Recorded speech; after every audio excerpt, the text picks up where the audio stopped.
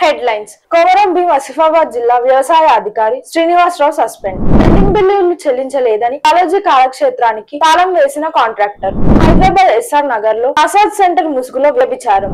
ఈ నెల 23 నుంచి 26 వరకు సచివాలయాల్లో ఆధార్ నమోదుకి అవకాశం కల్పించిన ఏపీ ప్రభుత్వం.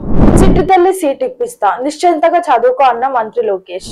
Pawan Kalyan OG cinema ticket record ధర వేలం పాటలో 1,29,999 రూపాయలు పలికిన బెనిఫిట్ షో టికెట్. లక్ష కోట్ల రూపాయలకు చేరిన అప్పులు. నేటి నుంచి అమల్లోకి జీఎస్టీ 2.2. కుటుంబ తయారీదారును అరెస్ట్ చేసిన పోలీసులు. చంద్రబాబు రేవంత్ రెడ్డికి థ్యాంక్స్ చెప్పిన పవన్. అరుణాచల్ ప్రదేశ్ లో భూకంపం. విద్రా న్యూస్ ప్రేక్షకులకి నమస్కారం. నేను మీ Sneha Goud. Welcome to Vidra news today's morning bulletin.